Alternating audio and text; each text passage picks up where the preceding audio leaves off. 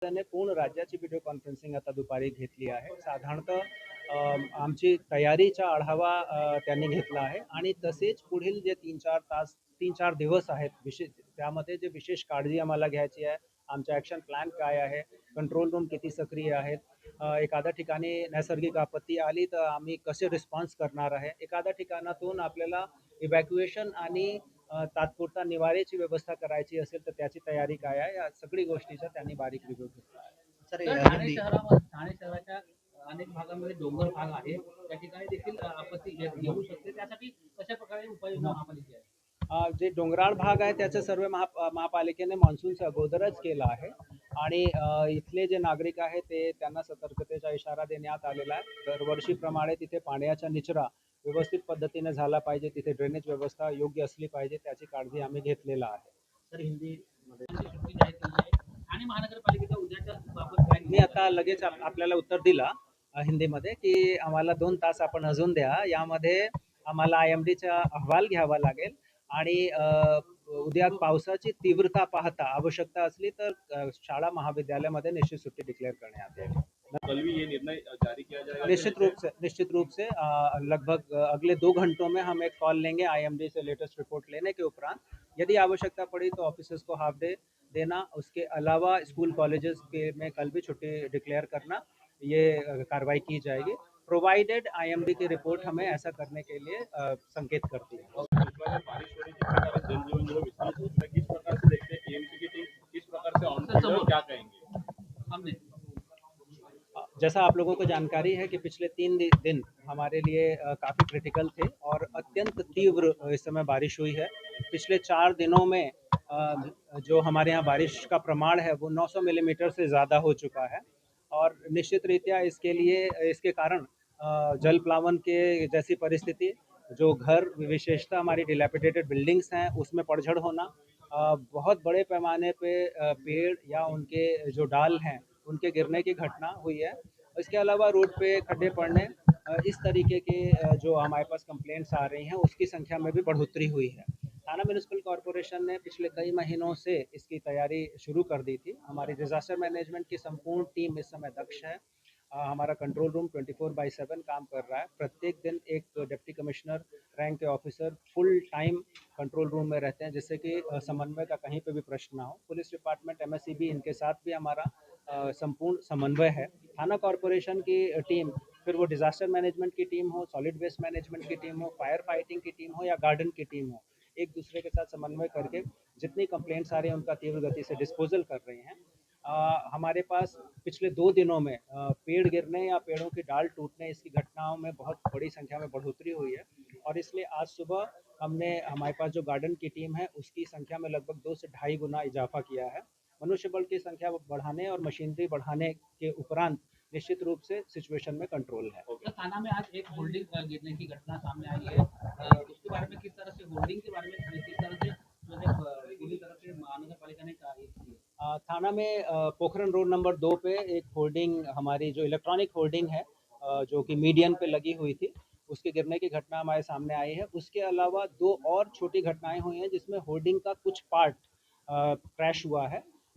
Fortunately किसी को इससे कोई नुकसान नहीं पहुंचा है, लेकिन सभी होर्डिंग्स का स्ट्रक्चरल ऑडिट जो मानसून के पूर्व किया गया था, उसके उपरांत भी ये होर्डिंग कैसे गिरी है, क्या वायु का प्रवाह अत्यंत तीव्र था, यदि तीव्र भी था, जो कि एक्सपेक्टेड ये है कि 300 किलोमीटर की स्पीड में भी ये होर्डिंग नहीं गिरने चाहिए, यदि ऐसा स्ट्रक्चरल स्टेबिलिटी सर्टिफिकेट दिया गया था उसके बाद भी होर्डिंग कैसे गिरी है इसकी इंक्वायरी हम कर रहे हैं और आवश्यकता के अनुरूप इसमें हम लोग कानूनी कार्रवाई करेंगे। एक इंसान की जो है जख्मी होने की खबर आ रही है, उसके बारे में क्या कहेंगे? RTO चौक के पास पेड़ गिरने से एक व्यक्ति, एक नागरिक जख्मी हुए हैं। इमीडिएटली थाने महानगर पालिका की टीम ने रिस्पांस किया। हमारे मेडिकल ऑफिसर हेल्थ और स्थानीय कॉरपोरेटर श्री विकास रेपाड़े और उनकी टीम ने इनको जीतो हॉस्पिटल में एडमिट कराया। जुपिटर हॉस्पिटल के बहुत senior neuro surgeon doctor Shinde, उन्होंने इनकी सर्जरी की है। पेशेंट अभी स्टेबल हैं लेकिन क्रिटिकल हैं और डॉक्टर शिंदे, इनसे मुझे मेडिकल बुलेटिन प्राप्त हुआ है अभी आधा घंटा पूर्व। अगले 48 आवर्स क्रिटिकल हैं और उसके उपरांत ही कुछ कहा जा सकता है। माननीय मुख्यमंत्री के साथ में आज आपकी बीजेपी है, किस प्रकार से निर्देश माननीय मुख्यमंत्री? माननीय मुख्यमंत्री महोदय ने पूरे राज्य की वीसी ली है, जिसमें सभी जिलों के जिलाधिकारी, पुलिस आयुक्त, म्युनिसिपल कमिश्नर्स ये कनेक्टेड थे। प्रत्येक ज़िले में पिछले 3 दिनों की परिस्थिति क्या है, अगले 3 दिनों की जो क्रिटिकल सिचुएशन है, उसके अनुरूप हमारी तैयारी क्या है, एक आधा आपत्ति आने पर, नैसर्गिक आपत्ति आने पे हमारा रिस्पॉन्स किस तरीके से होने वाला है, इसका रिव्यू ऑनरेबल सीएम साहब ने लिया है। इसके अलावा relief, rehabilitation, displacement, temporary rehabilitation, in सारे विषयों का माइन्यूट रिव्यू किया गया है। सर, पहाड़ी इलाकों में जो घटना हो सकती थी लैंडस्लाइड होने के ऊपर, उस प्रकार के ऊपर थाने महानगर पालिका ने किस प्रकार की योजना की? थाने महानगर पालिका के आजू बाजू जितने भी हमारे टेकड़ी के इलाके हैं, पहाड़ी इलाके हैं, उनका सर्वे मानसून के पूर्व ही किया गया है। इन इलाकों पे जो घर हैं, निश्चित रूप से वो डेंजरस स्लोप पे हैं, और यहाँ पे सबसे बड़ा चैलेंज पानी का जो फ्लो है, पानी का जो निचरा है वो है।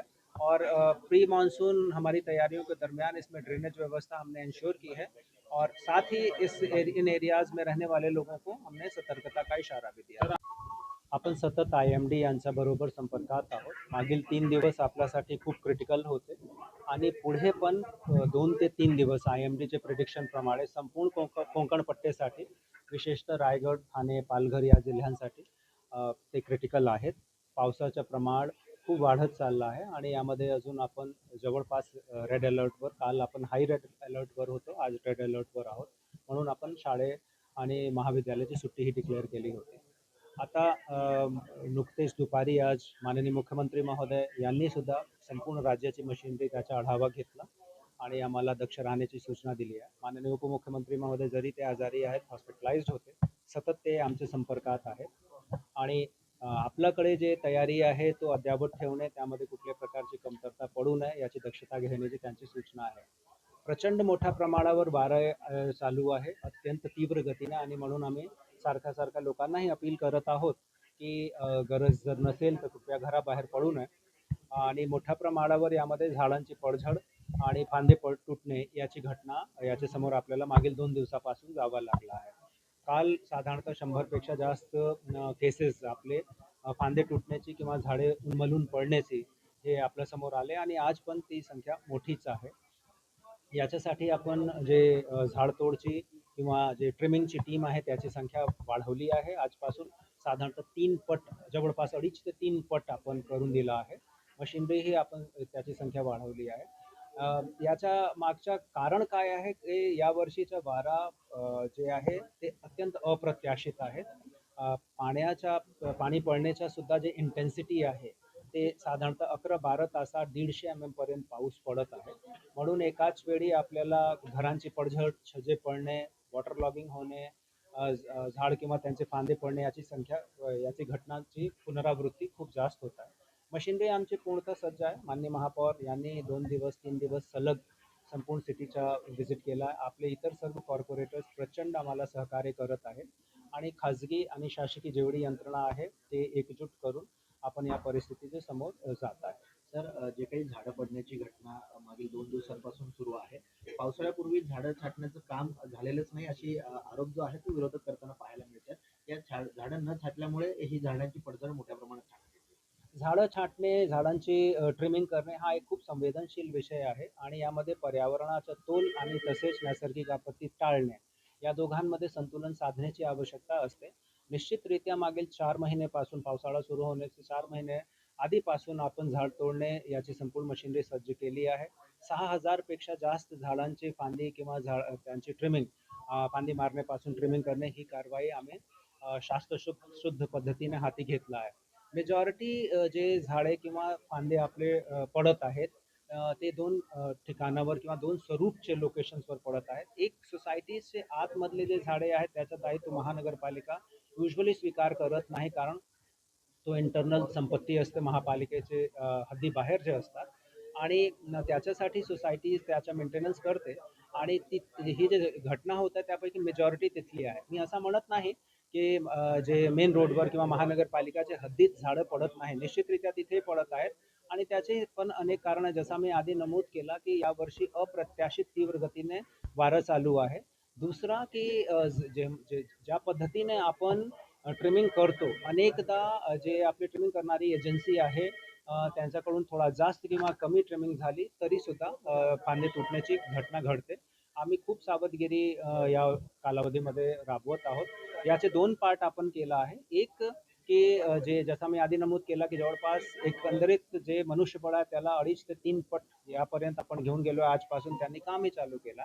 दुसरं झाडे पडल्यानंतर किंवा झाडे छाटल्यानंतर जे ग्रीन कचरा आहे, ग्रीन डेब्री आहे ती लगेच तिथून उचलणे याचीही व्यवस्था आणि तो मशिनरी कार्यरत ठेवणे याची आम्ही दक्षता घेत आहोत. तर रस्त्यामध्ये मोठ्या प्रमाणात खड्डे पडलेले आहेत. आता पावसामध्ये देखील मास्टिंग टाकण्यात आले. ते मास्टिंग देखील बाहेर पडतं वाहून गेलं.